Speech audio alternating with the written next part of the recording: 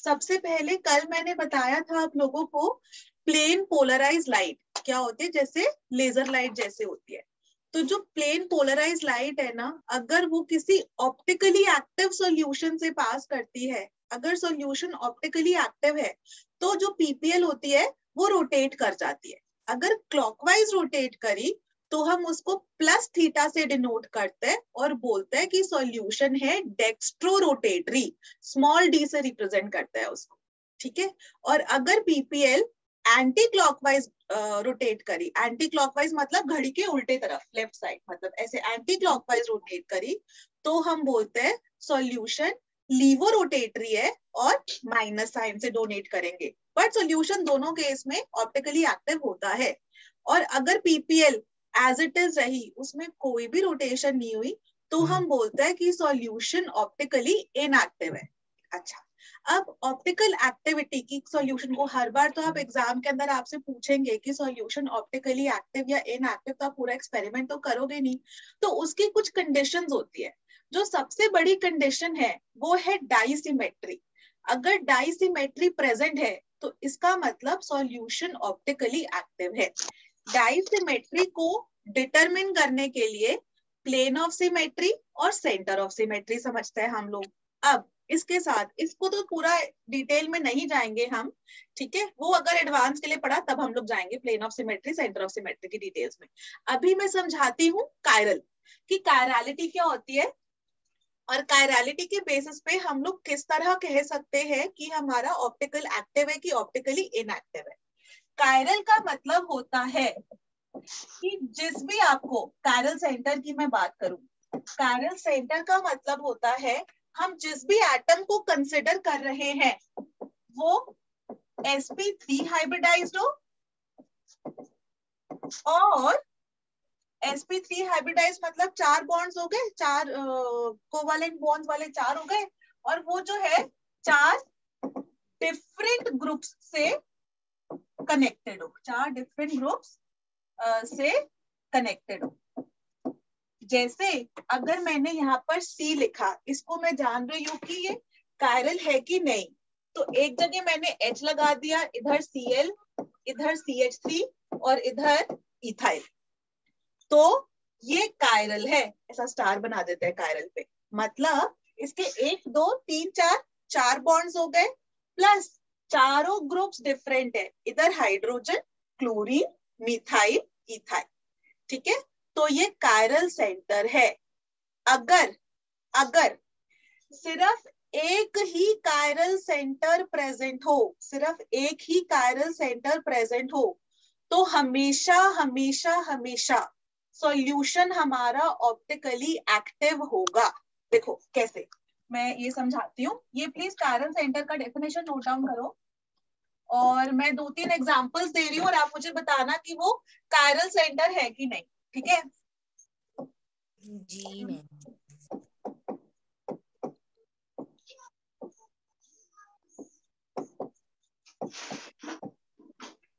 Number 1 और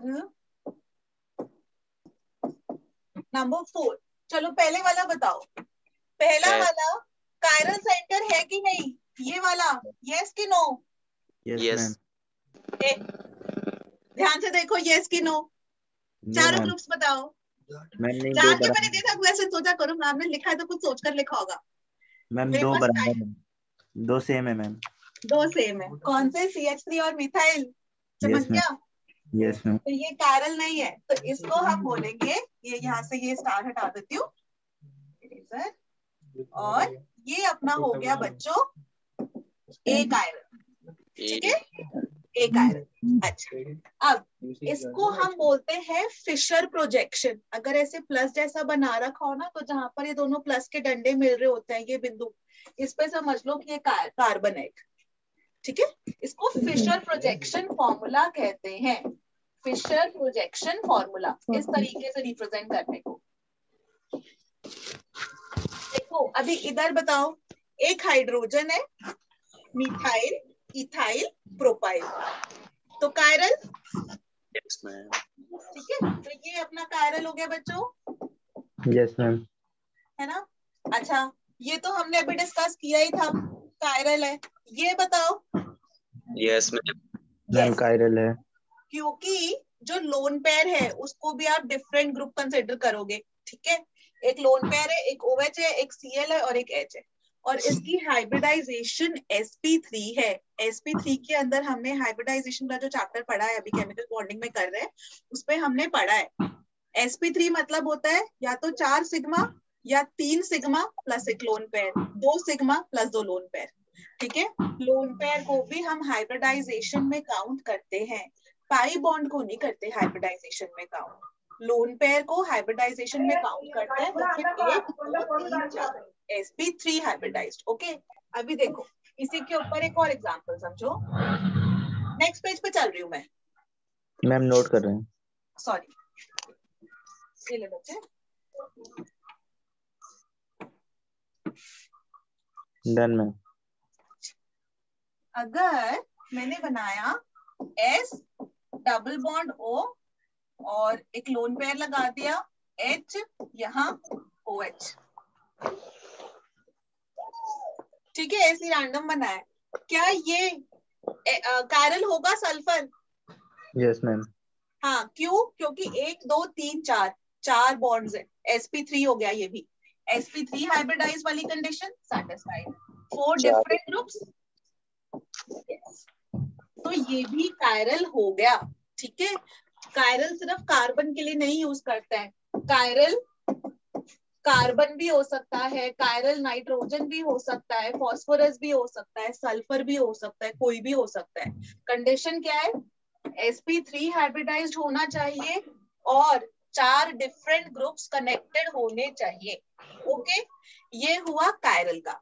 अब इसके अंदर एक सेंटेंस ऐसा वेरी इंपॉर्टेंट करके हैशटैग करके, जैसे भी आप लिखते हो कॉपी में नोट्स बनाते हो, if only one chiral centre is present, मतलब सिर्फ एक ही कायरल कार्बन या कायरल सेंटर प्रेजेंट है, only one chiral centre is present, then solution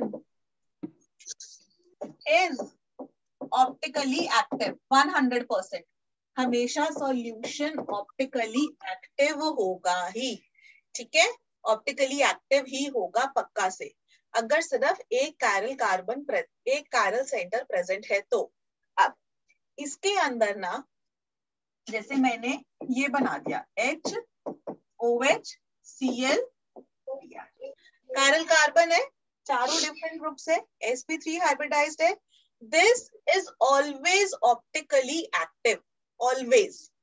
हम ना अब यहाँ पर, अब मैं एक और चीज समझाने वाली हूँ, वो है RS कॉन्फ़िगरेशन, कैपिटल R और कैपिटल S, RS कॉन्फ़िगरेशन। अच्छा, इसका क्या मतलब होता है? ये वाली सेंटेंस जरूर लिख लेना, ये बहुत इंपॉर्टेंट है। अब RS हमको जो है ना, कई बार आपको बुक में बोल रखा होता है RS बताओ, और RS बताने के बेसिस पर ना अभी SN1 और SN2 जो पढ़ाऊंगी उसके अंदर एनांशियोमर्स, आइडेंटिकल, डायस्टीरियोमर्स, वो वाली चीज समझाऊंगी, डायस्टीरियोमर्स वो वाली चीज मेरे को समझानी है, ये वाली चीज समझते हैं। अब क्या करो, ये ऑप्टिकली एक्टिव है डेफिनेटली, सिर्फ एक ही कायरल कार्बन प्रेजेंट है। अगर हमारे पास 2 कायरल कार्बन होते हैं, जैसे ऐसे बना दिया, इधर भी CH3 लिखा, इधर भी CH3 लिखा, H OH H OH, और एक सेकेंड, हाँ इधर करते हैं,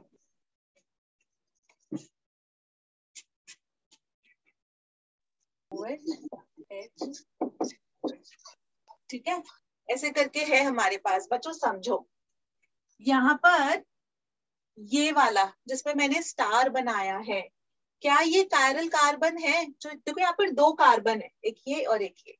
यस मैम। ये वाला कायरल कार्बन है, यस, क्योंकि इधर मिथाइल, इधर हाइड्रोजन, इधर OH और नीचे इतना बड़ा ग्रुप। ऐसे ही इधर सेकेंड वाले कार्बन को देखूं तो वो भी कायरल है, क्योंकि उधर इतना बड़ा ग्रुप, इधर H, इधर OH और नीचे मिथाइल, दोनों के दोनों sp3 हाइब्रिडाइज्ड है और कायरल कार्बन है दोनों के दोनों। तो हमारे पास 2 कायरल सेंटर्स हो गए। अब ये वाला मैंने कहा था अगर सिर्फ एक कायरल सेंटर है तो डेफिनेटली ऑप्टिकली एक्टिव, यानी कि ये वाला तो पक्का पक्का 100% ऑप्टिकली एक्टिव है। मतलब पीपीएल को ये चाहे तो क्लॉकवाइज चाहे तो एंटी क्लॉकवाइज रोटेट करेगा। अगर हमारे पास 2 कायरल सेंटर्स हैं तो वो ऑप्टिकली एक्टिव हो भी सकता है और ऑप्टिकली इनएक्टिव भी हो सकता है। कैसे? यहां पर आप देखोगे बेटा तो इधर आपको एक प्लेन ऑफ सिमेट्री नजर आ रहा है। ये मतलब इसके अबाउट अगर मैं इसको मोड़ू तो मिथाइल पे मिथाइल आएगा, H पे H आएगा, OH पे OH आएगा, है ना? प्लेन ऑफ सिमेट्री समझ में आया? एक ऐसे सोचो बीच में से आप उसे काटोगे तो ऊपर जो है उसको पलटोगे तो नीचे एग्जैक्टली सेम आ रहा है। आया समझ में? यस तो मैं मैम। यहाँ पर लिखती हूँ अगर प्लेन ऑफ सिमेट्री प्रेजेंट है तो सॉल्यूशन ऑप्टिकली इनएक्टिव, ठीक है? सेंटर ऑफ सिमेट्री प्रेजेंट है तब भी ऑप्टिकली इनएक्टिव, नंबर 1। नंबर 2, किसी भी प्रकार की सिमेट्री हमको नहीं चाहिए। अगर किसी भी प्रकार की सिमेट्री आ गई तो सॉल्यूशन मेरा ऑप्टिकली इनएक्टिव है। Number 3, plane of symmetry present है, सेंटर ऑफ सिमेट्री एब्सेंट है, तब भी ऑप्टिकली इनएक्टिव। अगर अकेले अकेले देखा था आपने तो अगर प्लेन ऑफ सिमेट्री एब्सेंट पर सेंटर ऑफ सिमेट्री प्रेजेंट है तब भी ऑप्टिकली इनएक्टिव।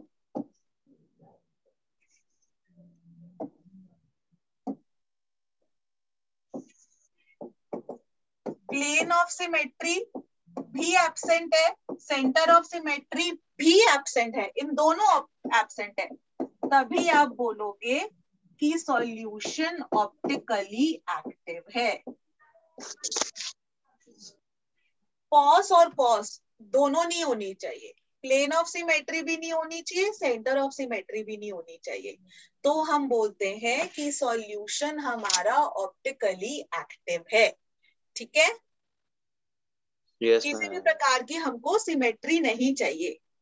ओके, अब कमिंग बैक, इसके अंदर methyl methyl H H OH OH plane of symmetry present है, इसका मतलब सॉल्यूशन ऑप्टिकली इनएक्टिव। अभी इसी का आइसोमर देखो आप, आइसोमर क्या होता है? कंपाउंड्स जिनका मॉलिक्यूलर फॉर्मूला सेम हो बट स्ट्रक्चर डिफरेंट हो। यहाँ पर मिथाइल मिथाइल HOH, लेकिन यहाँ देखो इधर वाले को देखो, मैंने इस वाले बॉन्ड को पलट दिया, OH को लेफ्ट में ले आई, H को राइट में ले आई। यहाँ प्लेन ऑफ सिमेट्री नहीं है। अगर प्लेन ऑफ सिमेट्री एब्सेंट है तो हम बोल देंगे कि सॉल्यूशन हमारा ऑप्टिकली एक्टिव है। सेंटर ऑफ सिमेट्री की डिटेल में नहीं जा रही हूँ। सेंटर ऑफ सिमेट्री के लिए हमको एक वेज डैश करके याद हो, वेज डैश वाला फॉर्मूला, जैसे मीथेन का अगर हम बनाए CH4 का तो याद है ऐसे करके बनाते थे, एक वेज सामने की तरफ, यस मैम। H H और ये 2 हाइड्रोजन ऐसा प्लेन में बनाते थे, वेज डैश फॉर्मूला। तो सेंटर ऑफ सिमेट्री के लिए ना वो चेक करना पड़ता है, पर मैं ऐसे ही बोल रही हूँ कि ये ऑप्टिकली इनएक्टिव, ये ऑप्टिकली एक्टिव होगा, ये वाली चीज कर लेते हैं। ठीक है? जब भी एडवांस के लिए पढ़ेंगे तभी उसको डिटेल में हम समझेंगे। ठीक है? अभी आई नीड टू एंश्योर आपका मार्च तक सिलेबस खत्म हो जाए। अच्छा, ये चीज समझ में आई? Yes ma'am. Yes. ठीक है, एक कायरल कार्बन तो पक्का ऑप्टिकली एक्टिव। अगर 2 कायरल कार्बन हुए, देखो इधर 2 कायरल कार्बन है, तो ऑप्टिकली एक्टिव भी हो सकता है, ऑप्टिकली इनएक्टिव भी हो सकता है, दोनों हो सकते हैं। ठीक है? अब यहाँ पर हम रुकते हैं इस चीज को, और अभी मैं बताती हूँ RS configuration. RS, capital R capital S configuration. हम ना RS नॉमेनक्लेचर डिफाइन करते हैं। हम क्या बोलते हैं, जैसे ये है इधर H OH फ्लोरीन क्लोरीन। इसके अंदर हम लोग लगाएंगे CIP रूल। CIP रूल मतलब 3 साइंटिस्ट थे, कान, इंगोल्ड, प्रीलॉग। इन तीनों साइंटिस्ट थे, इन्होंने मिलकर एक प्रायोरिटी का रूल दिया। उन्होंने बोला जो अपना बीच का एटम है ना, जो sp3 हाइब्रिडाइज्ड है, उससे 4 जो ग्रुप्स कनेक्टेड है, उनको प्रायोरिटी ऑर्डर असाइन करना शुरू करो। प्रायोरिटी ऑर्डर कैसे असाइन करोगे? जिसका हाईएस्ट एटॉमिक नंबर हो उसको दो प्रायोरिटी नंबर 1, और उसके बाद 2 3 4 ऐसे करके दोगे। हाइड्रोजन है, कार्बन से कनेक्टेड क्या है? हाइड्रोजन। ऑक्सीजन, OH नहीं देख रही मैं, ऑक्सीजन देखूंगी। फ्लोरीन और क्लोरीन। हाईएस्ट एटॉमिक नंबर किसका है? क्लोरीन का। फ्लोरीन। Yes ma'am. क्लोरीन का। तो इसको दे दिया हमने 1, इसको क्लोरीन के बाद फ्लोरीन का एटॉमिक नंबर 9 होता है, इसको 2 दिया, इसको 3 दिया और इसको दिया 4। करेक्ट? Yes ma'am. अब आप चलोगे 1 से 2, 2 से 3, 3 से 4। हम कैसे चल रहे हैं? ओके, ये 1 से 2 और देखना शॉर्टेस्ट पॉसिबल पाथ हो। आप देखो क्लॉकवाइज भी चल सकते हो, लेकिन एंटी क्लॉकवाइज चलने में फायदा है ना। यस तो मैम। पहले आ जाएगा। तो हमने 1 से चला 2, 2 से चला 3 और 3 से चला 4। क्लियर? अगर हम एंटी क्लॉकवाइज चले तो यहां मैं लिखती हूँ, हाँ, एंटी क्लॉकवाइज चले तो होता है S, और क्लॉकवाइज चले तो होता है R। ठीक है? R का मतलब होता है रेक्टस और S का मतलब होता है सिनिस्टर। अगर क्लॉकवाइज चले तो R, सबको क्लॉकवाइज एंटी क्लॉकवाइज पता है ना, घड़ी का कांटा देख लेना। क्लॉकवाइज चले तो R, एंटी क्लॉकवाइज चले तो S। बट कंडीशन अप्लाई इसके अंदर ये है कि जो हमारी लोवेस्ट प्रायोरिटी थी ना, प्रायोरिटी नंबर 4, लोवेस्ट वाली प्रायोरिटी, वो वर्टिकल में आनी चाहिए। ये वर्टिकल होता है ऐसा, और ऐसा ऐसा करके लेफ्ट टू राइट वाला हॉरिजॉन्टल होता है। तो लोवेस्ट प्रायोरिटी वर्टिकल में आना चाहिए, तब आप ये लगाओगे। अगर जैसे इधर देखो, हम एंटी क्लॉकवाइज चल रहे हैं, एंटी क्लॉकवाइज चलने की वजह से इसको हमें S देना है। ठीक है? एंटी क्लॉकवाइज चले तो S देना होगा। बट क्योंकि लोएस्ट प्रायोरिटी हॉरिजॉन्टल में आ गई, तो आप क्या करोगे? S को काटकर R कर दोगे। तो इसकी कॉन्फ़िगरेशन हो गई R। आया समझ में? रिपीट करूं?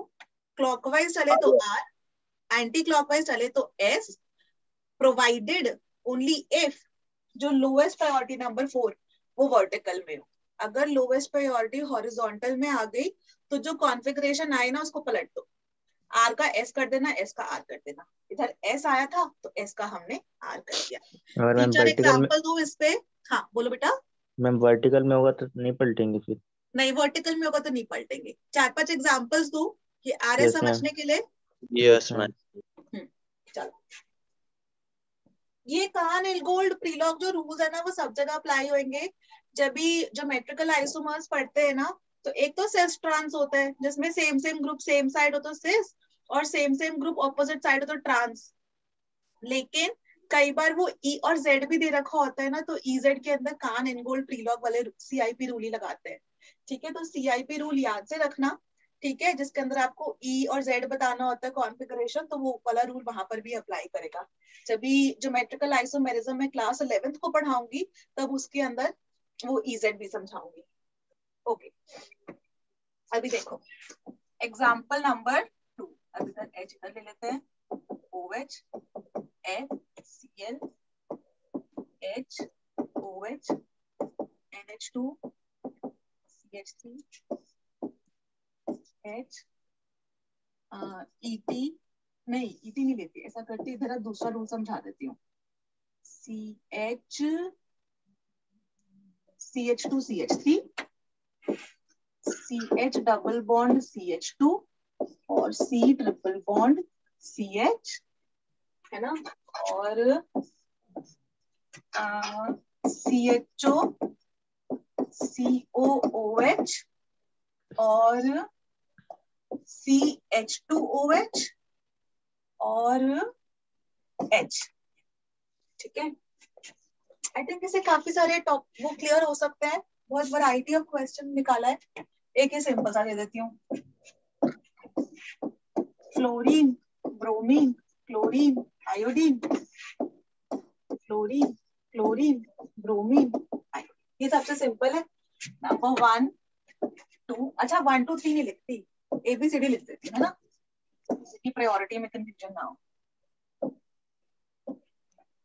A B C D E F। पहले E और F वाले कर लेना, फिर ABCD वाले डिस्कस करते हैं, क्योंकि उसके अंदर जैसे यहाँ पे कार्बन कार्बन सेम है, तो मैंने रूल नहीं बताया अभी तक, तो वो साथ साथ बताती जाऊंगी। जल्दी से कोशिश करो बच्चों। मैम कौन सा वाला करना पहले? E और F वाला कर लो बच्चों प्लीज।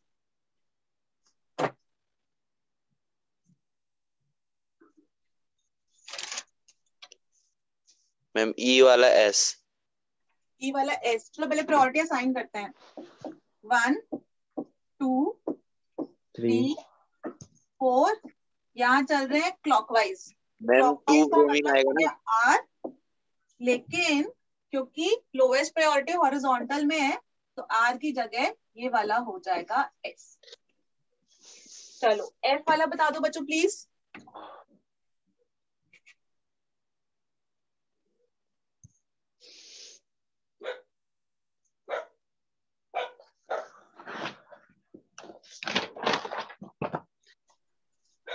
Ma'am S। S 1 2 3 4, तो ये चल रहे हैं हम एंटी क्लॉकवाइज। एंटी क्लॉकवाइज मतलब S, और फोर्थ लोवेस्ट प्रायोरिटी वर्टिकल में ही है, तो S का S ही रहेगा। वेरी गुड, दोनों के दोनों बाय चांस S निकले, परफेक्ट, वेरी गुड। अच्छा, अब एक और टर्म यूज मुझे करनी है, ठीक है। ये भी S है, ये भी S है। कार्बन से फ्लोरीन क्लोरीन ब्रोमीन आयोडीन है, कार्बन से फ्लोरीन क्लोरीन ब्रोमीन आयोडीन है, तो हम इनको कहते हैं these two compounds are identical। ठीक है, these two compounds are identical, मतलब E और F, ठीक है, ये E और F आइडेंटिकल है। ठीक है, क्योंकि मैंने टर्म यूज करनी है अभी, आइडेंटिकल, एनांशियोमर्स, डायस्टीरियोमर्स, इन तीनों मुझे टर्म्स यूज करनी है, और मीसो भी बता दूंगी, चलो मीसो कंपाउंड ही बता दूंगी भी। ठीक है, तो मुझे इन चारों टर्म्स यूज करनी है। आइडेंटिकल आपको समझ में आ गया कि एग्जैक्टली सेम कंपाउंड है, जिसकी कॉन्फ़िगरेशन भी वो आ रही है, सेम आ रही है, एस का एस ही आ रहा है। ठीक है, तो हम उनको बोलते हैं आइडेंटिकल। चलो आगे बढ़ते हैं। अभी मुझे ये वाला बताओ, ए वाला। हमको क्या करना है, कार्बन से जो कायरल सेंटर है ना, उसके जस्ट कनेक्टेड वाले एटम को देखना है, इधर O को देखना है, इससे मुझे कोई मतलब नहीं। आर, अच्छा एक सेकंड, प्रायोरिटी असाइन कर लूं। 1, फिर इधर 2, इधर 3, इधर 4, और हम चलेंगे ऐसे, चलना बेटर रहेगा क्योंकि 2 के बाद फिर 3 छोटा हो जाएगा, है ना, और 4, तो ये हमारा चला क्लॉकवाइज। क्लॉकवाइज मतलब R, और लोएस्ट वर्टिकल में तो R का R। ठीक है बच्चों, वेरी गुड, पहला वाला हो गया R। सेकंड वाला बताओ, वो भी आसान है, किसी को डाउट तो नहीं? Ma'am S। अच्छा, ऑक्सीजन नाइट्रोजन में ऑक्सीजन बाद में आता है ना, एटॉमिक नंबर 8 है, फिर 7, इसका एटॉमिक नंबर 6 होता है, तो 3 और 4, तो इसका तो बहुत ही आसान हो गया। हम चले एंटी क्लॉकवाइज, मतलब S लोवेस्ट वर्टिकल में ही है, तो S का S ही हो गया। Very good, clear? सबको समझ में आया? जो जो मैंने कर लिए वो मैं मिटा रही हूँ क्योंकि फिर बहुत खिचड़ी पक जाएगी बोर्ड पे। मुझे इसके अंदर और इसके अंदर रूल समझाना है, मैं मिटा रही हूँ जो हमारे हो गए हैं। नोट डाउन कर लिया सबने? Yes ma'am.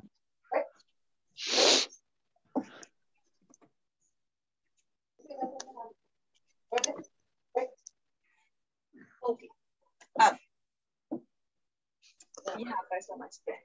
हमेशा अगर जैसे इधर है सी डबल बॉन्ड सी है, सी सिंगल बॉन्ड सी, और इधर सी ट्रिपल बॉन्ड सी, अगर अगर अगर सेम एटम्स कनेक्टेड हो डबल ट्रिपल उसके अंदर, तो ट्रिपल बॉन्ड की प्रायोरिटी हाईएस्ट होती है, फिर डबल बॉन्ड की, और फिर सिंगल बॉन्ड की। ठीक है? तो दो तरीके हैं अब इसको सॉल्व करने की। देखो इधर हाइड्रोजन तो लोवेस्ट प्रायोरिटी होगा, सब में पहला एटम कनेक्टेड कार्बन है, तो आप यहाँ तो ऐसे भी लिख सकते हो, this is 1, this is 2, sorry this is 2, this is 3 and this is 4। This is एक वन वे, अगर आइडेंटिकल एटम्स के बीच में डबल ट्रिपल बॉन्ड हो। देखो अब इस वाले को the other way of solving it is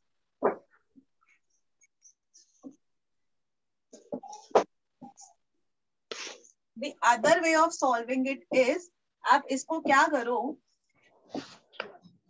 ये इधर H को ऐसे ही छोड़ दो, ये C के साथ एक H ऐसे। अब इधर C ट्रिपल बॉन्ड C है ना, तो उसको मन की आंखों से करना। हाँ, C के साथ 3 बॉन्ड बना रखे हैं, जो ये वाला C है जो पहला कनेक्टेड वाला है, उसने 3 C के साथ बनाए। ठीक है? और इसके 4 बॉन्ड सैटिस्फाई हो गए, इसने 3 बनाए, और जो वो वाला कनेक्टेड था वो वाला आगे हाइड्रोजन से कनेक्टेड है। ऐसा करके सोचो। ठीक है? यानी कि हम लोग, मैं क्या बोलना चाह रही हूँ, तो पहले इसका भी बना देती हूँ। ये CH डबल बॉन्ड CH2 है, एक तो इसका H है, और डबल बॉन्डेड C से है, तो C।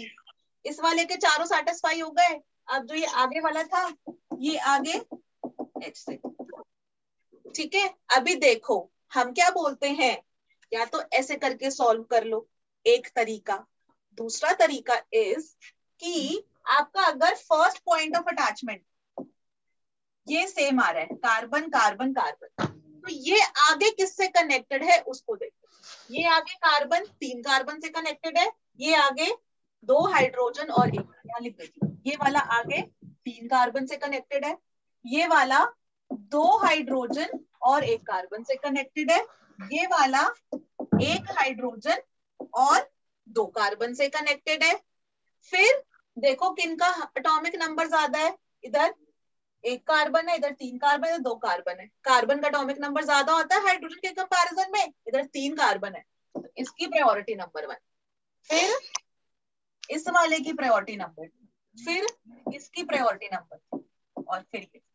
तो हम चलिए 1 2 3 4, अच्छा उसमें तो निकाला ही नहीं था।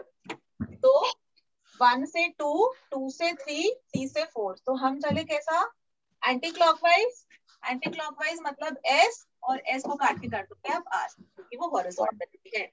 और ऐसे भी कर लो सॉल्व, 1 2, अच्छा ठीक है, 1 2 3 4 ऐसे ही बन रहा है एंटी क्लॉकवाइज।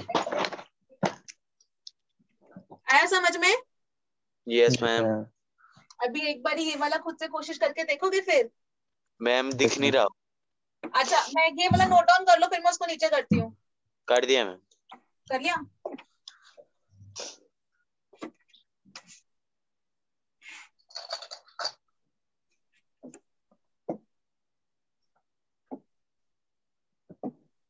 और इसी के साथ एक और कॉन्सेप्ट बताना था मुझे, हाइड्रोजन, ड्यूटीरियम, ट्रिटियम और OH। तो यहाँ पर भी RS बता देंगे। ड्यूटीरियम ट्रिटियम हाइड्रोजन के ही आइसोटोप्स हैं। अगर हमारा सेम एटॉमिक नंबर हो गया, जैसे ड्यूटीरियम हाइड्रोजन ट्रिटियम में, तो हम एटॉमिक मास के बेसिस पे करते हैं। मैम इसमें तो 2 ग्रुप दिख रहे हैं। देखो यहाँ पे C डबल बॉन्ड OH है, यहाँ पे C डबल बॉन्ड OH है। अच्छा, एल्डिहाइड कार्बोक्सिलिक एसिड, इधर CH OH, इनको खोलकर लिख लो। Ma'am are. आर मुझे भी नहीं पता क्या है, रुक जाओ खोल रही हूँ मैं, रुको खोल के लिखते हैं। ये सी के साथ 2 O और एक H, ये सी के साथ डबल बॉन्डेड O का 2 O, फिर एक ये वाला OH, इधर सी के साथ हाइड्रोजन हाइड्रोजन और इधर H। ये तो क्लियरली नंबर 4 ही है, इसकी तो टेंशन ही खत्म। अब इधर देखते हैं, ये कार्बन 2 ऑक्सीजन से है, ये कार्बन 3 ऑक्सीजन से है, ये कार्बन 1 ही ऑक्सीजन से है। बहुत ही आसान, नंबर 1 2 और 3 है ना। अब चलेंगे कैसे इसके अंदर, ऐसा है ना, 1 से 2, 2 से 3, 3 से 4, तो हम चले एंटी क्लॉकवाइज। एंटी क्लॉकवाइज मतलब एस और ये हॉरिजॉन्टल में, तो आर। वेरी गुड, जिसने आर बताया था। ठीक है, आया। आई थिंक कॉन्सेप्ट काफी हद तक समझ में आ गया होगा। यस। और इसके अंदर क्या करना है, देखो OH तो प्रायोरिटी 1 हो ही गई, हाइड्रोजन ड्यूटेरियम ट्रिटियम है, तीनों हाइड्रोजन के आइसोटोप्स है, तो एटॉमिक नंबर तो सबका 1 ही है। बट मास नंबर देख लो, ट्रिटियम का मास कितना होता है, 3। तो ये सेकंड प्रायोरिटी हो जाएगा ना, सॉरी ये तो 1 हो गया ना, 2 3 4 और 1 से 2 चले ऐसा, 3 और फिर 4, तो हम चल रहे हैं एंटी क्लॉकवाइज। इधर भी एंटी क्लॉकवाइज चला है बाई चांस। एंटी क्लॉकवाइज मतलब एस। मैम ये ड्यूटेरियम और ट्राइटियम है मैम। क्या मैम ड्यूटेरियम और ट्राइटियम है। ड्यूटेरियम और ट्रिटियम हाइड्रोजन के आइसोटोप्स। Yes ma'am. है ना, तो ये आ गया अपना आर। सबको आर एस समझ में आया? Yes ma'am. ओके, अब मैं अब अपने टॉपिक पे चलूं, जो मुझे समझाना है, एनांशियोमर्स, आइडेंटिकल और डायस्टेरियोमर्स। Yes ma'am. चलो ओके, अब जब भी हमारा only 1 chiral carbon is present, हाँ, only 1 chiral carbon is present, तो डेफिनेटली सॉल्यूशन मेरा ऑप्टिकली एक्टिव है। अब देखो, अगर ये है, यहाँ पर मैंने लिखा CH3, यहाँ पे लिख दिया CH2 CH3, इधर H, इधर OH, और इधर, चलो इधर एक OH कर देती हूँ, ये H कर देती हूँ, ये CH3 CH2 CH3 और CH3,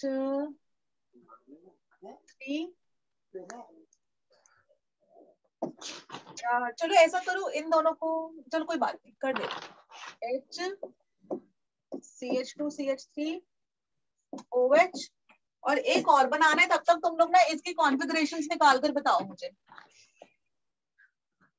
RS निकाल कर बताओ। अरे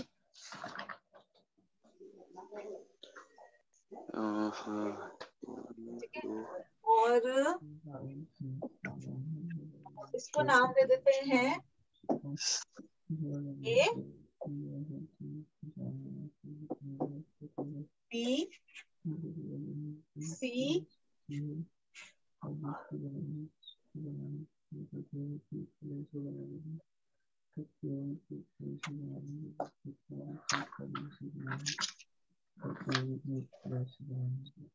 मैम SRS।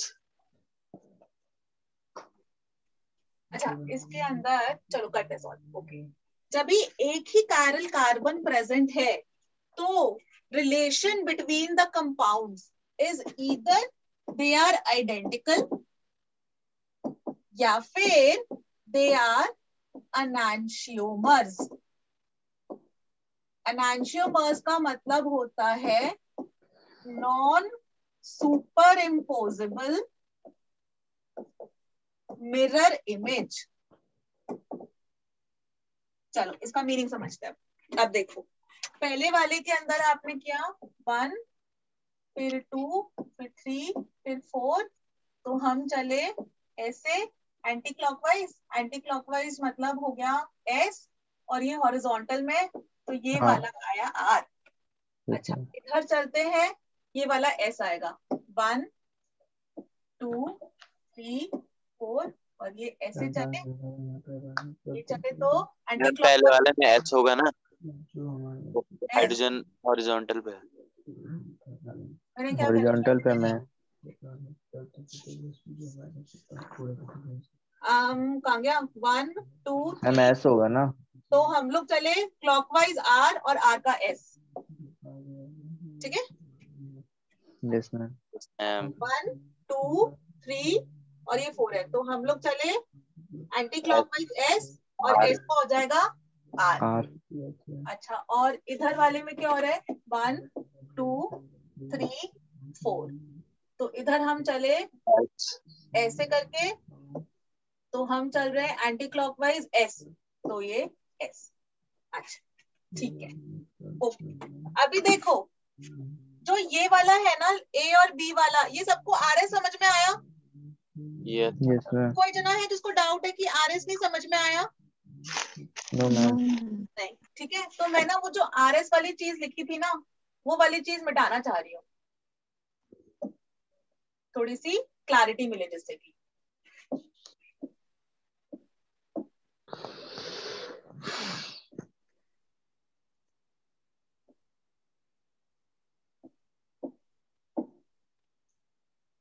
ठीक है, ओके।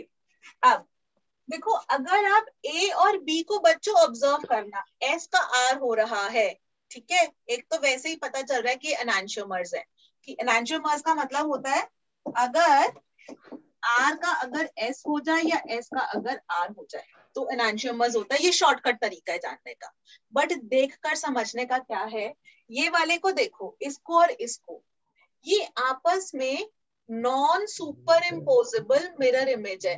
मतलब क्या है उसका?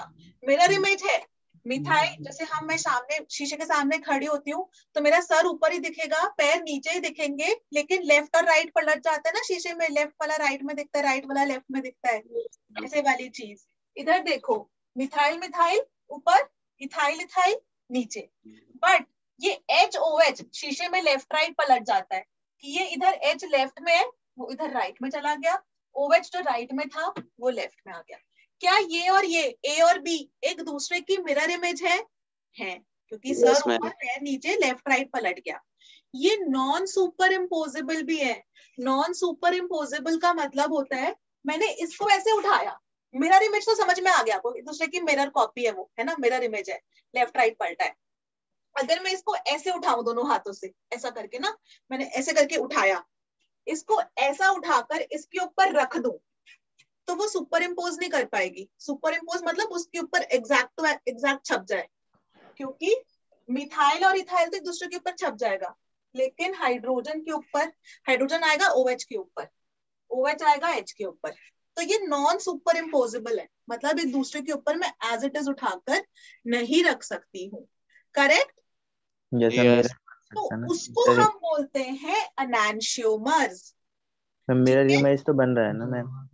हाँ मिरर इमेज बन रहा है, यस मिरर इमेज है, इन दोनों मिरर इमेज है डेफिनेटली, बट ये सुपर इम्पोजेबल नहीं है कि इसको मैं उठाकर इसके ऊपर ऐसा करके रखूं तो H और OH टकराएगा, OH और H टकराएगा।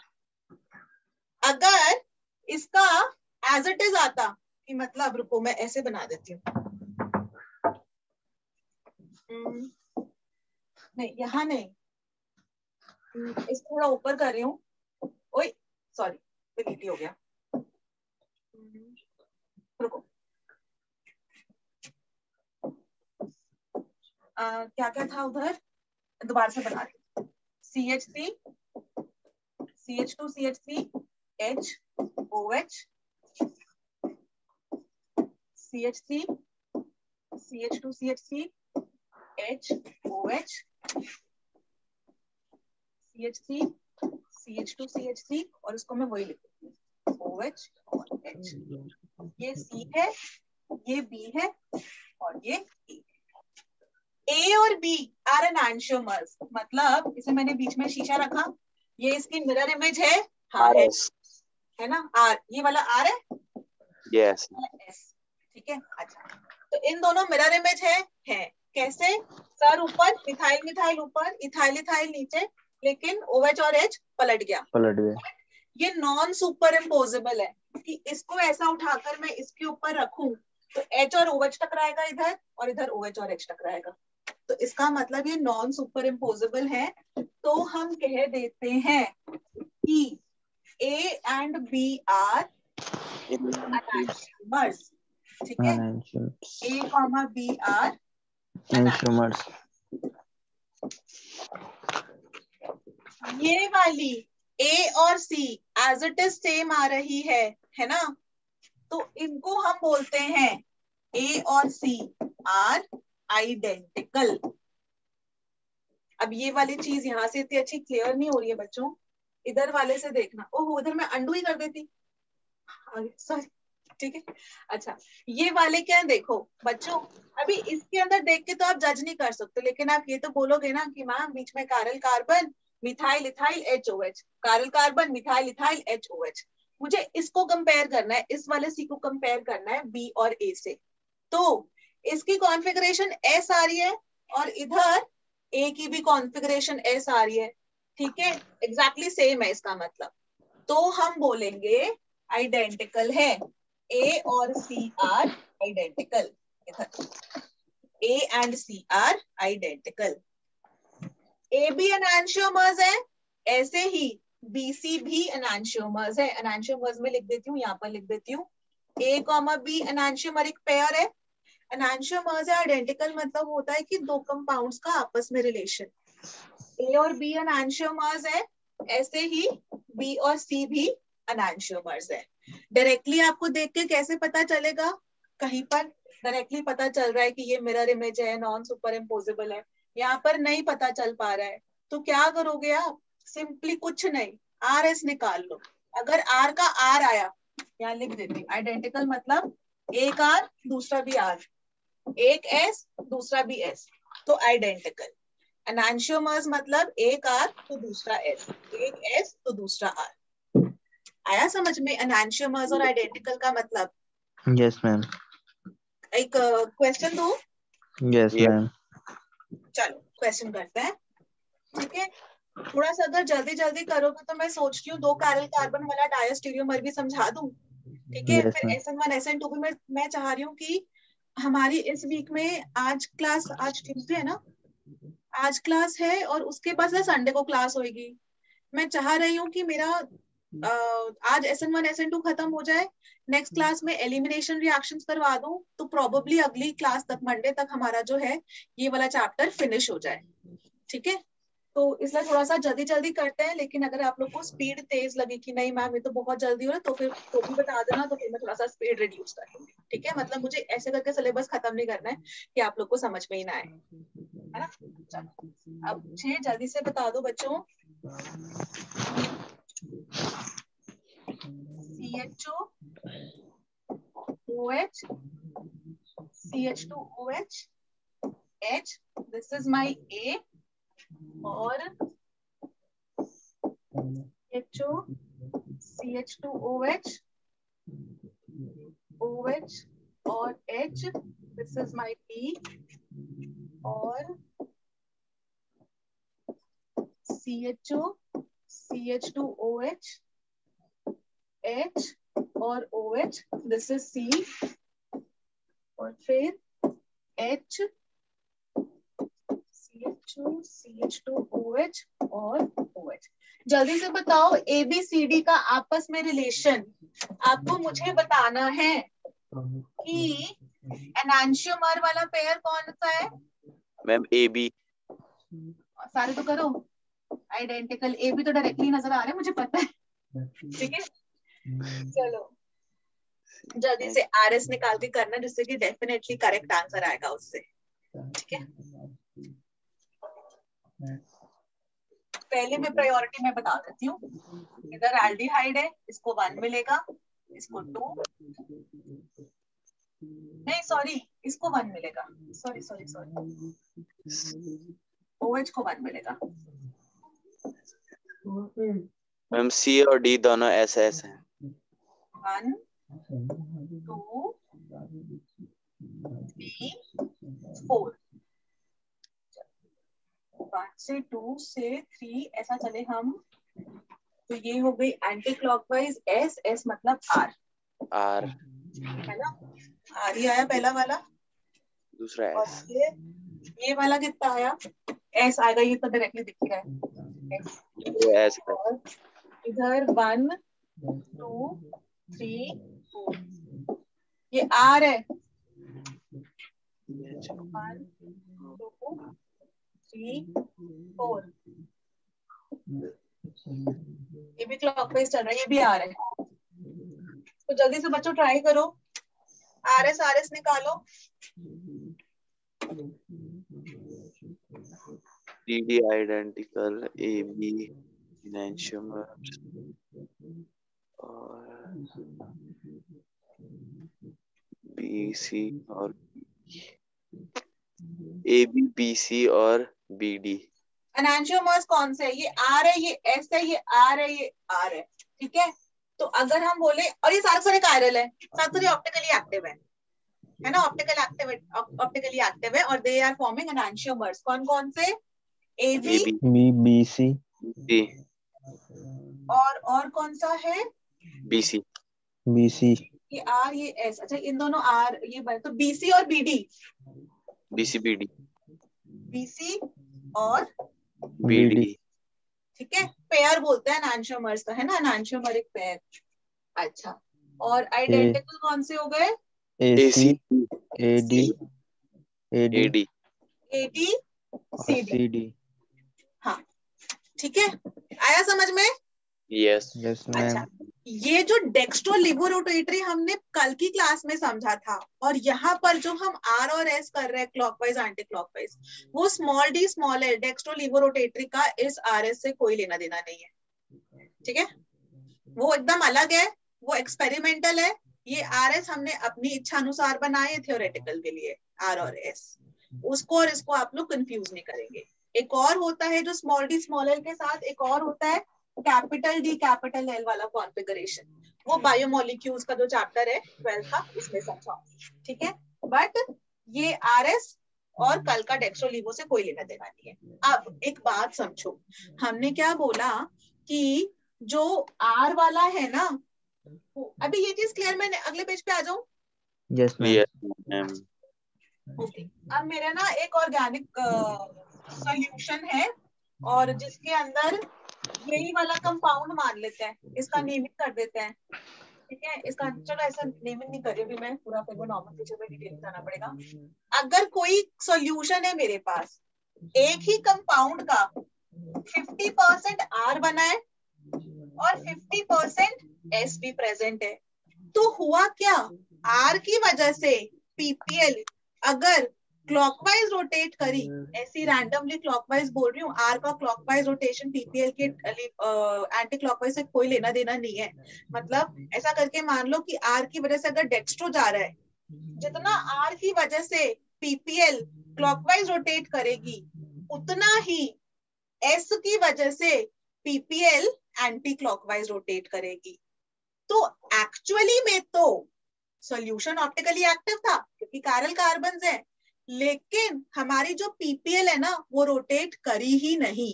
आया समझ में? Yes ma'am.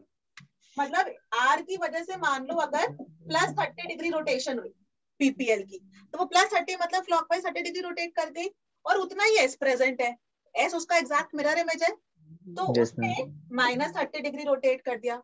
तो जो मेरी पीपीएल ऐसे आनी चाहिए थी 30 +30, इसकी वजह से वो उतना ही पीछे की तरफ जाएगी। तो एक्चुअली में ना मेरी पीपीएल पूरी की पूरी सीधी निकलेगी, +30 -30, तो मेरी पीपीएल रोटेट करी ही नहीं।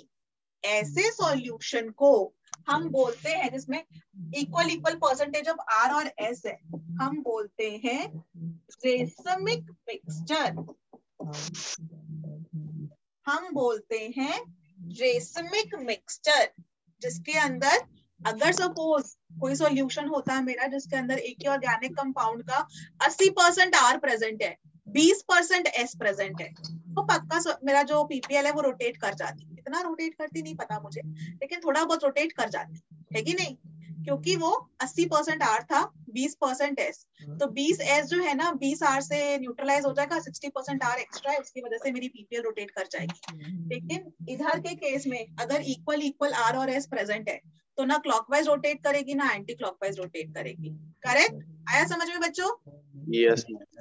अच्छा, थोड़े नए नए वर्ड्स में यूज कर रही हूँ। जो मेन चीज है जो आपको याद रखनी है वो है एनांशियोमर्स होते हैं non super imposable mirror images. Mirror image है but non super imposable. Okay? Yes ma'am. चलो अभी ना मैं फटाफट 2 काइरल कार्बन वाला भी बता देती हूँ, क्योंकि आप लोग ऐसा कहीं कहीं उसमें पढ़ोगे कि डायस्टीरियोमर्स और फिर कंफ्यूज होगे। ठीक है, मैं ऐसा करती हूँ, ये वाला बना देती हूँ। जब 2 काइरल कार्बन प्रेजेंट है, अगर 2 काइरल कार्बन प्रेजेंट है तो मैंने कहा था कि सॉल्यूशन ऑप्टिकली एक्टिव भी हो सकता है और ऑप्टिकली इनएक्टिव भी हो सकता है ना? हमने सिर्फ एक ही काइरल कार्बन में कहा था कि पक्का जो है ऑप्टिकली एक्टिव होगा। अब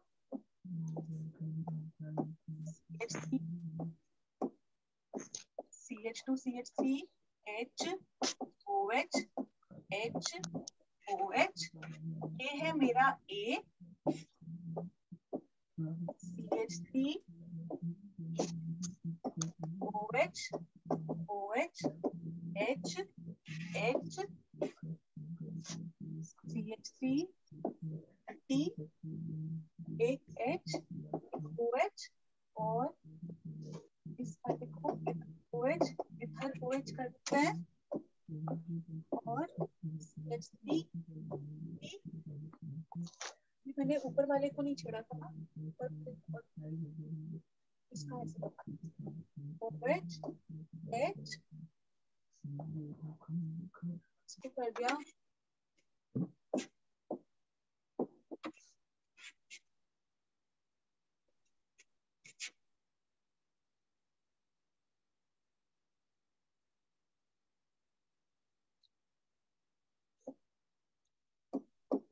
ओके। मैम पहले दो इनएंशियोमर्स। हाँ रुको, मैंने अपने डेफिनेशन भी समझा देते जिससे कि आप लोग को वो जज करने में आसानी रहेगी, है ना? थोड़ा सा इसको छोटा करते हैं कि आप लोग अपने हिसाब से भी बोलते जाओगे मुझे।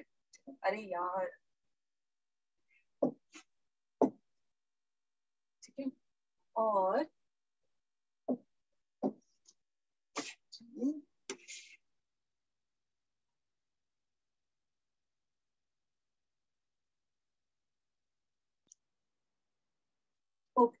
ये कर दिया और मैं डेफिनेशन लिखती हूँ।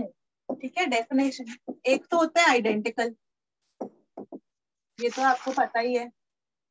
ठीक है, दूसरे होते हैं एनांशियोमर्स। एनांशियोमर्स का मतलब होता है non super imposable mirror image, और तीसरा होता है, यहां लिख देती हूँ तीसरा, diastereomers. They are non mirror images, कि वो मिरर इमेज ही नहीं है, कंपाउंड का मॉलिक्यूलर फॉर्मूला सेम है बट वो मिरर इमेज ही नहीं है, वो डायस्टीरियोमर है। ठीक है, चलो अब मुझे बताओ, ऐसा करते हैं इनको भी यहां लिख देते हैं और उसी के अंडर हम लिख देंगे एनांशियोमर्स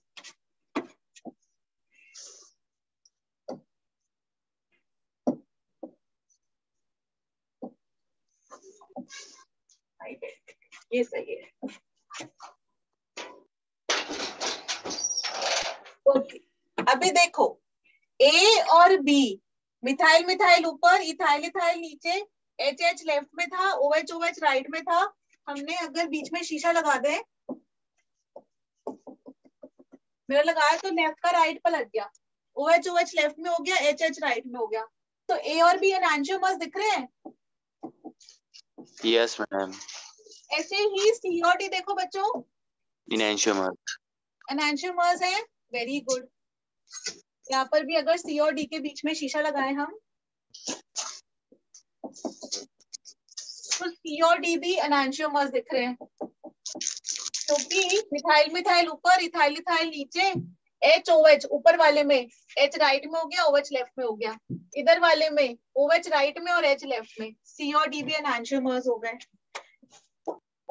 सागर, अभय, मनोज, निशांत, पूजा, प्रियांशु, शालिनी, सबको क्लियर हुआ?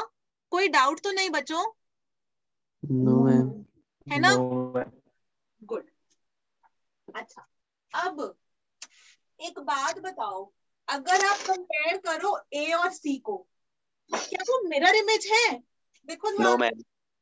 मिरर इमेज नहीं है ना, क्योंकि एक में तो एच ओ एच ऊपर वाले में तो सेम आ रहा है, लेकिन एसी में नीचे वाले में एच ओ एच पलट गया। अगर मिरर इमेज होगा तो जैसे पूरी बॉडी का होता है तो पूरी की पूरी बॉडी पलटती है ना, left to right, right to left.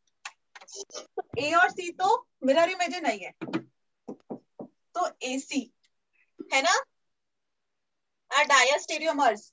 ऐसे ही AD are diastereomers, non mirror images.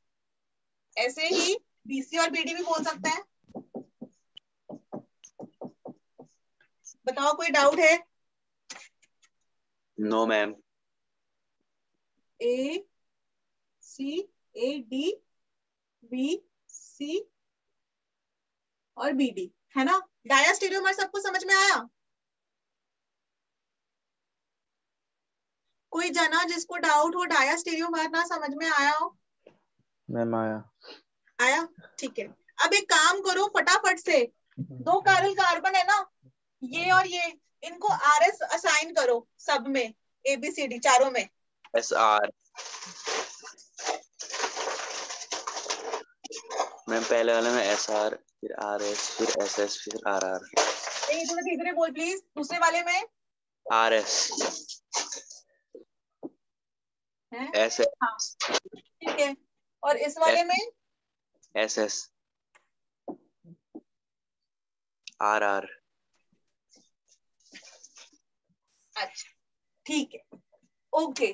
तो देखो एनांशियोमर्स के अंदर क्या होता है, क्या ये सब कोई और जना भी निकाल लेना कि ये पक्का कंफर्म कर दो मुझे, मैंने सॉल्व नहीं किया ये।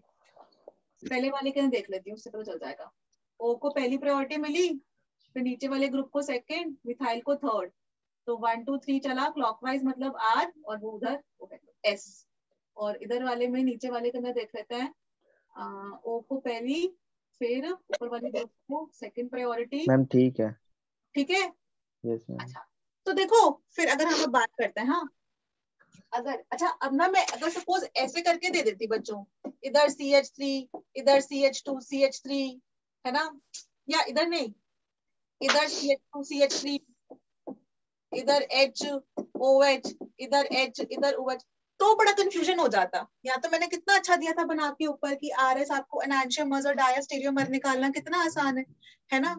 लेकिन अगर मैंने ऐसा करके दे दिया होता तो आप लोग बड़े कंफ्यूज हो जाते, कैसे करें हम RS, कैसे करके सॉल्व करें। तो एक रिलेशन समझना, एक रिलेशन। सबको यहाँ तक क्लियर है? कोई यस डाउट? मैम। कि मैं 4-5 घंटे का लेक्चर 1 घंटे में कवर करने की कोशिश कर रही हूँ, इसलिए अगर डाउट्स हो तो बता देना, ठीक है, वरना बहुत डिटेल में जाता है इसके अंदर। ठीक है, वो बड़ा वाला लेक्चर मैं छोटे में कंपेयर करने की कोशिश कर रही हूँ, इसलिए मैंने SN1 SN2 अभी शुरू भी नहीं किया है। मुझे कोई जल्दी नहीं है SN1 SN2 शुरू करने की कि ये वाली चीज ना समझ में आए। अच्छा देखो, एनांशियोमर्स को कंपेयर करना, AB, देखो S का R हुआ और R का S हुआ, है कि नहीं? Yes ma'am. ऊपर वाले एनांशियोमर्स को देखो, CD भी एनांशियोमर्स है, तो एस S का आर, R हुआ, S का एस R। आर। तो एनांशियोमर्स में क्या होता है, दोनों के दोनों पलट जाते हैं। अगर ये वाला S था तो ये वाला R होगा, ये वाला S है तो ये वाला भी R हो जाएगा, ये वाला S है तो ये वाला R हुआ, ये वाला R है तो ये वाला आया। Yes ma'am. डायस्टेरियोमर में अब जैसे इन दोनों को कंपेयर कर लेते हैं, BC डायस्टेरियोमर है, हमने यहाँ लिखा है BC, इन दोनों पास पास में, इनको कंपेयर कर लेते हैं। इधर एक तो सेम रहेगा, नीचे वाला S का S ही है, लेकिन एक चेंज हो जाएगा, तभी तो नॉन मिरर इमेज बनेगी, कि वो इमेज ही नहीं है एक दूसरे की। एक तो सेम रहा लेकिन एक पलट गया। इट इज लाइक मैं शीशे के यस सामने मैम। खड़ी हो जाऊं और मेरा left shoulder right shoulder match कर जाए, लेकिन लेफ्ट हाथ राइट हैंड ना मैच करे, तो वो मिरर इमेज नहीं होगी, है कि नहीं? ऐसे, यस मैम। है ना, तो वो डायस्टेरियोमर है। तो अगर मैं एक टेबल बनाऊं, आइडेंटिकल की, एनांशियोमर्स की, डायस्टीरियोमर्स। अगर कंपाउंड में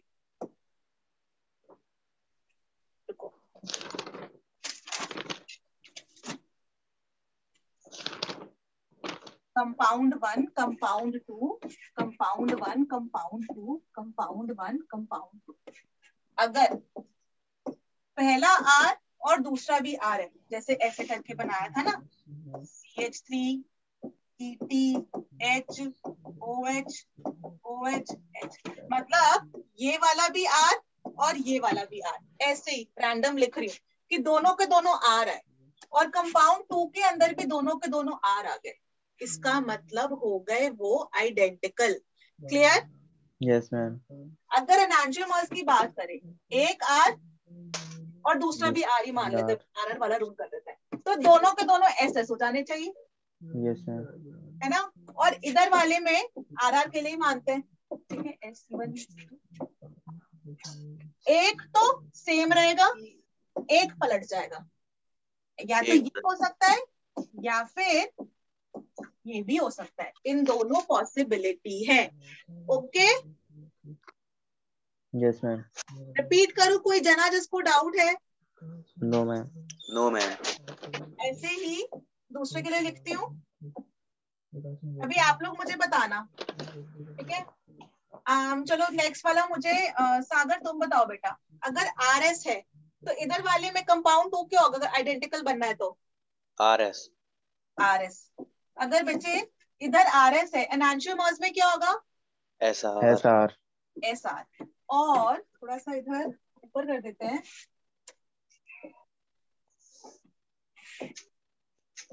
RS है तो क्या होगा? RR।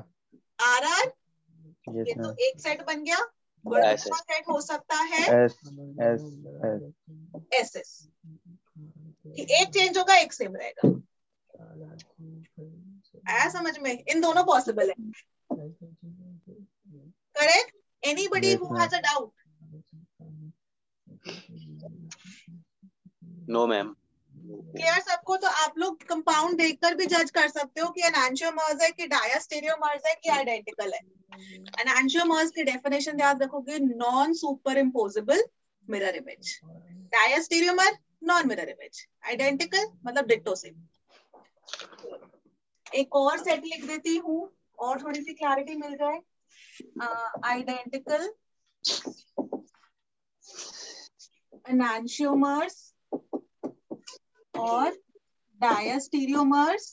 एक और सेट लिखें अगर हम, तो अगर SR था कंपाउंड 1 में तो आइडेंटिकल में क्या होगा? SR। और कंपाउंड 1 कंपाउंड 2, अगर इधर SR है तो इधर क्या होगा एनांशियोमर्स में? RS। और SR है SSR।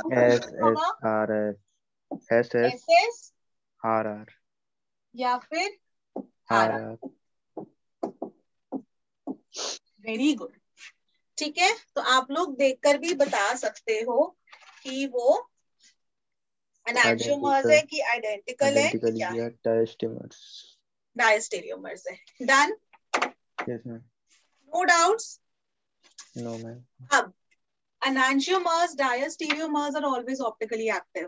Enantiomers, diastereomers are always optically active. But अगर हमारे पास इस तरह करके कोई कंपाउंड हुआ,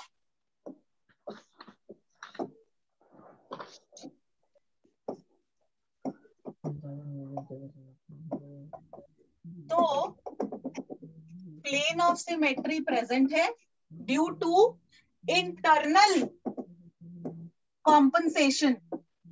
Due to internal compensation, the compound is optically inactive. दोनों की कॉन्फ़िगरेशन निकालो प्लीज, इधर ऊपर वाले की और नीचे वाले की कॉन्फ़िगरेशन निकाल के बताना प्लीज। R और S। Ma'am SS। इसकी S आ रही है और इस वाले की बेटा S। नहीं चेक कर, एंटीक्लॉकवाइज S। हाँ आर, एस का आर बनता है। तो नीचे वाले का 4, तो ऐसे करके चले आप, तो क्लॉकवाइज मतलब आर और ये इधर एस है, तो ये वाला एस और नीचे ये आर। ठीक है, क्या किसी को इसमें डाउट है? No ma'am. नो। है ना? तो बच्चों अगर आप ऑब्जर्व करो तो इधर methyl methyl H H O H O H exactly same groups connected है, 2 कायरल कार्बन तो प्रेजेंट है, लेकिन इसकी वजह से अगर हम बोले कि +30 डिग्री है तो नीचे वाला एस का आर आ रहा है, तो इसकी वजह से -30 डिग्री होगा। तो कंपाउंड इंटरनल कॉम्पोजिशन होगी, मतलब ऊपर वाले ने +30 रोटेट किया, नीचे वाले ने -30 रोटेट किया, तो पीपीएल रोटेट हुई ही नहीं। तो इंटरनली आपस में उन्होंने कॉम्पनसेट कर दिया, आपस में ही ऊपर नीचे ने कॉम्पनसेट कर दिया, तो कंपाउंड मेरा ऑप्टिकली इनएक्टिव बन गया। ऐसे कंपाउंड्स को बोलते हैं मीसो कंपाउंड्स। ऐसे कंपाउंड्स को बोलते हैं meso compounds. Okay, meso compounds होते हैं वो जिसके अंदर ऊपर नीचे आपस में मिरर इमेज होती है, कि ऊपर वाला आर तो नीचे वाला एस, ऊपर वाला एस तो नीचे वाला आर, वो अपने आप ही रोटेट कर देगा, जितना ऊपर वाले ने रोटेट किया नीचे वाला उतना ही उसको दूसरी डायरेक्शन में रोटेट कर देगा। ओके, अब मेरा यहाँ पर जितना मुझे पढ़ाना था वो खत्म हो गया, तो क्या मैं SN1 SN2 पे चलूं? किसी को कोई डाउट है, कुछ पूछना है? No ma'am. चल SN1 SN2 पे चलते हैं। मैम एक क्वेश्चन था, ऑप्टिकल का ग्रुप में भेज दूंगा। अच्छा, ग्रुप में भेज दो, फिर मैं वहां पर आंसर कर, ठीक है, सोल्यूशन लिख दूंगी मैं। ओके, अब हम बात करते हैं बच्चों, अरे SN1 SN2। SN1 का मतलब होता है substitution nucleophilic unimolecular. Substitution nucleophilic unimolecular हुआ क्या? अब मेरे पास ना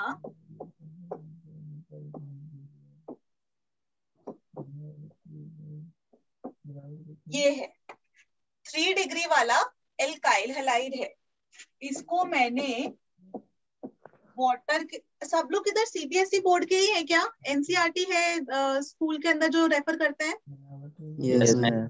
हाँ ठीक है, तो एनसीईआरटी के अंदर ना एक टेबल गिवन है SN1 SN2 के लिए, जिसके अंदर सारे के सारे मैं वो टेबल एनसीईआरटी से फोटो खींच के भेज दूंगी ग्रुप के अंदर, उससे अंदर ना हम लोग सॉल्वेंट देख के पता लगा लेते हैं कि SN1 होगा कि SN2 होगा। टेबल मैं आज घर जाके शेयर कर दूंगी। चलो खैर, इधर क्या हुआ, इधर हमारा देखो सब्स्टिट्यूशन हो रही है, सब्स्टिट्यूशन एस से सब्स्टिट्यूशन एन से न्यूक्लियोफिलिक। जो न्यूक्लियोफाइल होता है ना, न्यूक्लियोफाइल मतलब Nu- ऐसे करके रिप्रेजेंट करते हैं। न्यूक्लियोफाइल का मतलब होता है न्यूक्लियोफिलिक, यानी कि न्यूक्लियस लविंग, फिलिक मतलब लविंग, न्यूक्लियस लविंग मतलब न्यूक्लियस मतलब पॉजिटिव चार्ज। तो पॉजिटिव चार्ज लविंग स्पीशीज, कौन सी चीज को पॉजिटिव चार्ज पसंद होगा? जिसमें इलेक्ट्रॉन रिच हो या नेगेटिवली चार्ज हो, है ना, जिसमें इलेक्ट्रॉन डेंसिटी हाई हो। तो यहाँ पर देखो, ये अपना एल्काइल हैलाइड है, इसको मैंने वाटर में डाल दिया। Water is a polar protic solvent. Polar protic solvent का मतलब सिर्फ इतना है कि जो हाइड्रोजन है ना, वो डायरेक्टली ऑक्सीजन से कनेक्टेड है, डायरेक्टली इलेक्ट्रोनेगेटिव एटम ऑक्सीजन से कनेक्टेड है, तो पोलर प्रोटिक सॉल्वेंट बोलते हैं। अब जैसे हमने इसको वाटर के अंदर डाला, तो वाटर का ना डाई इलेक्ट्रिक कांस्टेंट बहुत हाई होता है, 80 गुना। तो उसका मतलब ये है कि वाटर ना इसके अंदर एल्काइल हैलाइड में पोलैरिटी डेवलप कर देता है। पोलैरिटी कैसे डेवलप होगी?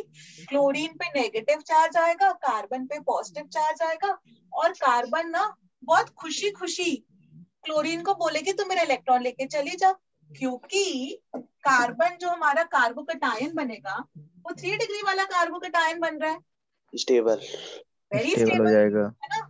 तो फिर यहाँ हुआ क्या, ये प्लस और Cl माइनस अलग हो गया, ठीक है। ये Yes, ma'am. इसकी हाइब्रिडाइजेशन क्या होगी बच्चों? sp sp2 sp3 sp2 sp2। क्यों? क्योंकि 3 सिग्मा बॉन्ड्स, हमको यही पता है 3 सिग्मा बॉन्ड मतलब sp2, ठीक है। तो अब ये कार्बोकैटायन बन गया वेरी वेरी स्टेबल। अब जो है वाटर प्रेजेंट है, ठीक है। थोड़ी देर के लिए मैं Cl- को हटा देती हूँ, Cl- को रख देते हैं इधर, दूर रख देते हैं, ठीक है। अब वाटर आया, वाटर ने देखा कि देखो कार्बोकैटायन बन रहा है मस्त, ऑक्सीजन के लोन पेयर है, वो आके इसके पास अट्रैक्ट होंगे, तो फिर हमारे पास बन जाएगा CH3 C CH3 CH3 OH2+। ये ऐसे क्यों बना OH2+? ऑक्सीजन ने अपने लोन पेयर यूज करे बॉन्ड फॉर्म करने में। लोन पेयर को कैसे यूज किया? एक को तो एज इट इज इंटैक्ट रखा, एक को नहीं छेड़ा, एक लोन पेयर को। दूसरे वाले लोन पेयर के जो 2 इलेक्ट्रॉन्स है उन दोनों यूज किए, एक कार्बन को दिया और एक ऑक्सीजन ने अपने पास रखा, बॉन्ड फॉर्म कर लिया। एक कार्बन को दिया, एक ऑक्सीजन ने अपने पास रखा, तो क्योंकि उसने एक इलेक्ट्रॉन कार्बन को दे दिया इसलिए +1 चार्ज। तो यहाँ पर बन गया OH2+, और इस OH2+ को ऐसे करके लिख लेते हैं,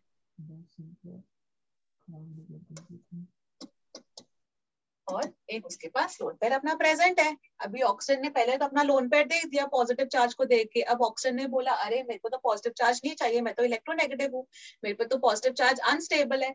तो हाइड्रोजन ने बोला नो प्रॉब्लम, मैं तुमको अपना इलेक्ट्रॉन देकर निकल जाता हूँ। तो हाइड्रोजन ने क्या किया, ये जो बॉन्ड था, ऑक्सीजन ने अपना इलेक्ट्रॉन तो अपने पास रखा, हाइड्रोजन ने अपना भी दे दिया, और निकल गया हाइड्रोजन एज H+, प्रोटॉन बन के निकल गया। और यहाँ पर कंपाउंड हमारा फॉर्म हो गया CH3 C CH3 CH3 OH। तो अगर ये चीज समझ में आई, यहाँ पर एल्काइल हैलाइड था, अगर मैं जिस्ट में लिखूं ना रिएक्शन, इसको एज इट इज लिखूं इतने में एक छोटे से सिंगल उसमें, तो हम सिंपली ये लिख सकते हैं। सब्स्टिट्यूशन हुआ, यस। किसका सब्स्टिट्यूशन हुआ? न्यूक्लियोफाइल का। Cl- हटकर और OH- लग गया, न्यूक्लियोफाइल का सब्स्टिट्यूशन हुआ। Substitution nucleophilic unimolecular. हमने केमिकल काइनेटिक्स पढ़ी है, केमिकल काइनेटिक्स में हमने मॉलिक्यूलरिटी, रेट डिटर्मिनिंग स्टेप, वो सब कुछ पढ़ा था। तो यहाँ पर क्या हो रहा है, कार्बोकैटायन फॉर्म हो रहा है। ये वाला स्टेप जब भी एल्काइल हैलाइड से कार्बोकैटायन फॉर्म हो रहा है, तब तक ना वाटर का कोई रोल नहीं है, तब तक वाटर ने अटैक नहीं किया था। फॉर्मेशन ऑफ कार्बोकैटायन जो है, फॉर्मेशन ऑफ कार्बोकैटायन मतलब ये वाली चीज से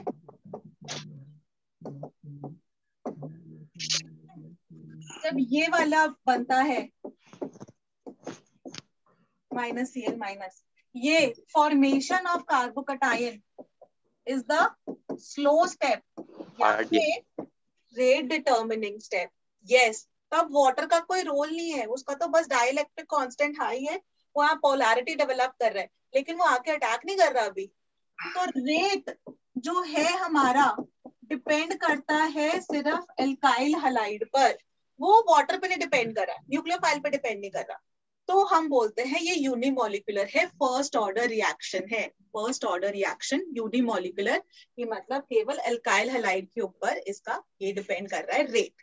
सब्स्टिट्यूशन न्यूक्लियोफिलिक यूनिमॉलिक्यूलर। आया समझ में? Yes ma'am. अच्छा, अब इसके आगे बढ़ जाऊं? Yes ma'am. अच्छा, एक बार जैसे को ये वाली चीज लिखनी है लिख लो। अच्छा, इधर अब मेरे को 2-3 चीजें बतानी है, मैं एक सेकंड कॉपी खोलूं, मुझे क्या क्या बताना है। हाँ,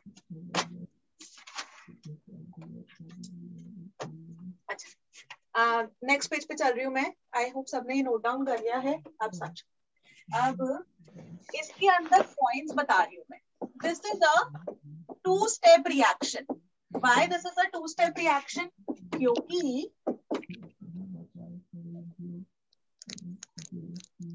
पहले यहाँ पर बना कार्बोकैटायन जो कि है रेट डिटर्मिनिंग स्टेप, और फिर यहाँ पर जब भी वाटर ने अटैक किया तो बना अल्कोहल, ठीक है। तो दिस इज अ 2-स्टेप रिएक्शन। 2 स्टेप्स में ये वाला रिएक्शन अकर कर रहा है। पहली formation of carbocation is the rate determining step. Formation of carbocation is the rate determining step. अगर मैंने आपसे पूछा बेटा मुझे एक बात बताओ, एक तरफ कंपाउंड A है, ठीक है, दूसरी तरफ है, ऐसा करते हैं H लगा देते हैं,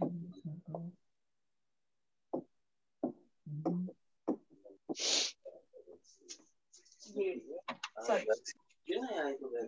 लाइट लगाना होगा ना,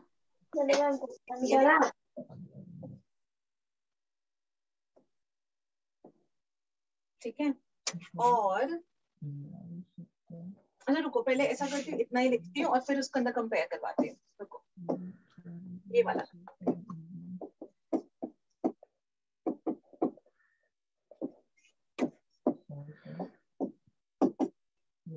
A B C formation of carbocation is the rate determining step. अगर मैं आपसे पूछूं इन तीनों एल्काइल हैलाइड्स में किसका वाला रेट ऑफ रिएक्शन हाईएस्ट होगा टुवर्ड्स SN1, बताओ प्लीज। ए का फिर बी फिर सी। ऐसा क्यों? Stable 3 degree stable, 3 degree stable ज्यादा है ना। तो हम ये बोल सकते हैं कि आप ये बोल सकते हो कि मैम यहाँ पर अगर आप जो है ये वाला Cl बॉन्ड तोड़ते हो, ठीक है, तो जो कार्बोकटायन बन रहा है ये वाला बन रहा है, ये वाला बन रहा है, ये वाला बन रहा है, ये वाला 3 डिग्री कार्बोकटायन बना, 2 डिग्री वाला बना, 1 डिग्री वाला बना, 3 डिग्री वाला कार्बोकटायन ज्यादा स्टेबल होता है।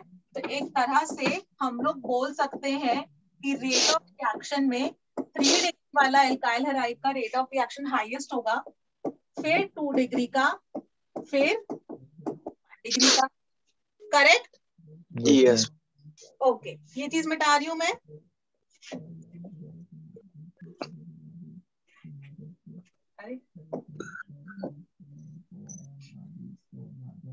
अब बच्चों मेरे पास ये कंपाउंड है, मैंने आपको बोला कि मुझे इसके अंदर बताओ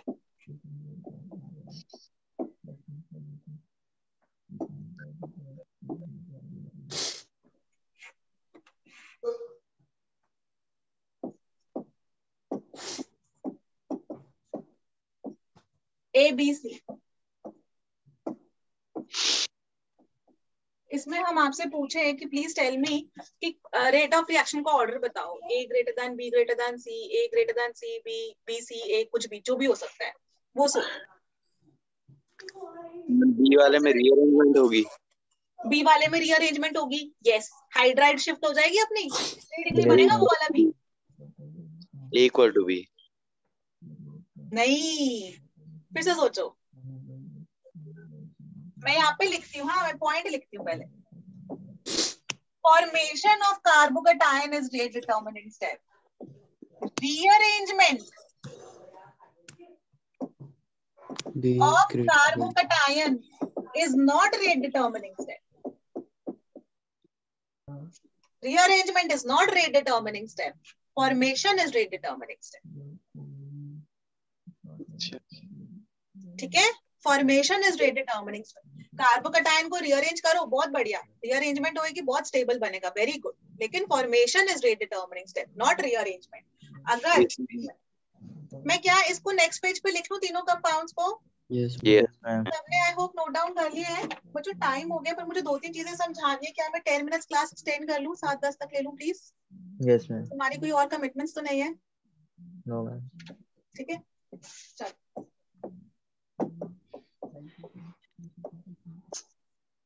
एक तरफ बना ये,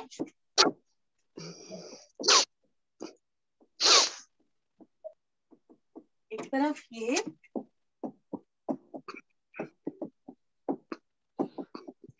अभी देखो यहाँ तो डायरेक्टली 3 डिग्री वाला कार्बोकटायन बन रहा है, वेरी स्टेबल।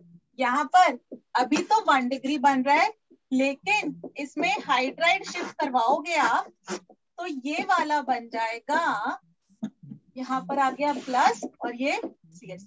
अब ये वाला भी 3 डिग्री बन गया और ये वाले के अंदर यहाँ से यहाँ शिफ्ट कर सकते हो आप, रेजोनेंस हो रही है, ठीक है। ये वाला रेजोनेंस स्टेबलाइज्ड है, बहुत बढ़िया रेजोनेंस स्टेबलाइज्ड है। तो लेकिन सबसे स्टेबल कौन सा वाला है? ये वाला। अगर मैं इसको नाम दूं A, ये वाले का नाम दूं B, फिर C, तो A सबसे ज्यादा स्टेबल डायरेक्टली 3 डिग्री वाला बना, फिर C, फिर B। प्लीज रिमेम्बर, कार्बोकैटायन जहां भी बनाओ, हमारा इंटरमीडिएट बना है, उसको आपको hydride shift, methyl shift, ring expansion सब कुछ करना है। स्टेबिलिटी आपको लेकर आनी है, बहुत बढ़िया, वो करो, आप सब कुछ करो।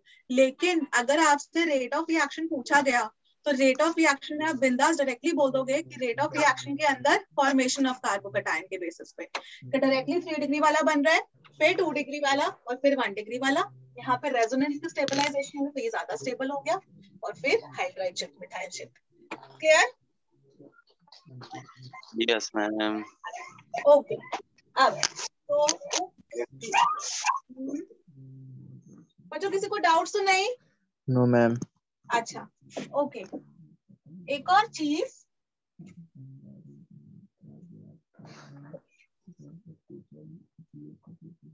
अच्छा,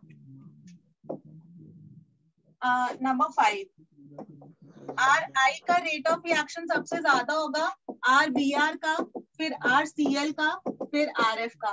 क्यों? क्योंकि RI के अंदर कार्बन और आयोडीन का बॉन्ड है, कार्बन इतना सा, आयोडीन इतना बड़ा, अगर कोई इतना सा और इतना बड़ा है तो बॉन्ड लेंथ बहुत ज्यादा लंबी हो गई, बॉन्ड एनर्जी कम हो गई, बॉन्ड को ब्रेक करना आसान है ना। ये वाला बॉन्ड इजिली ब्रेक हो जाएगा, फिर ये वाला, फिर ये वाला, फिर ये वाला। मतलब अगर आपको हम ऐसा ही दे दें,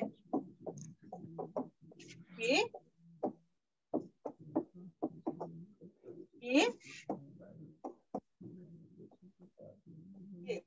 तो आप बोल दोगे कि ma'am rate of reaction simply is A greater than B greater than C, है ना? Yes ma'am. क्योंकि यहाँ पे आयोडाइड है, इधर ब्रोमाइड है, इधर क्लोराइड है। अब जिसके लिए मैंने पूरी ऑप्टिकल आइसोमेरिज्म पढ़ाई थी, वो वाली चीज। अब देखो टॉपिक, यहाँ पर एनांशियोमर्स फॉर्म होते हैं, रेसमिक मिक्सचर फॉर्म होता है। कैसे? यहाँ पर लगा देते हैं ET, यहाँ पे लगा देते हैं प्रोपाइल और यहाँ पर लगा देते हैं क्लोरीन, ठीक है। अपना मैंने अल्काइल हलाइड बना दिया, मैं खड़ी हो रही हूँ सामने, अभी वो ब्लर ठीक हो जाएगा। लैपटॉप को भी पता है, कहते अब ब्लर होना शुरू करता हूँ, टाइम हो गया, मैम ओवर करो क्लास। चलो, ये है बच्चों अपना अल्काइल हलाइड, ठीक है। हमने पोलर प्रोटिक सॉल्वेंट में डाला तो बेटा हमारा बन गया ET और प्रोप और प्लस। अब देखो ये sp2 हाइब्रिडाइज्ड है, sp2 हाइब्रिडाइज्ड मतलब प्लेनर है। प्लेनर कैसे रिप्रेजेंट कर सकते हैं आप?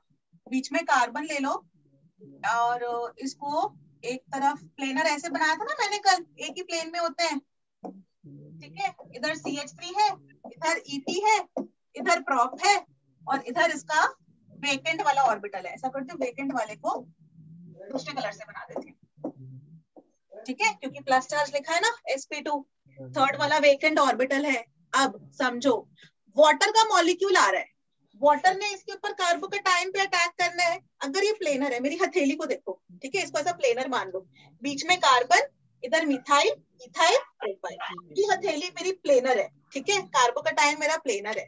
जो वाटर मॉलिक्यूल आ रहा है वो ऊपर से भी अटैक कर सकता है, वाटर मॉलिक्यूल नीचे से भी अटैक कर सकता है, ये प्लेनर है ना, दोनों साइड से अटैक कर सकता है। मतलब वाटर मॉलिक्यूल इधर से भी अटैक कर सकता है और वाटर मॉलिक्यूल नीचे से भी अटैक कर सकता है। तो अगर वो ऊपर से अटैक करेगा तो मेरा बन सकता है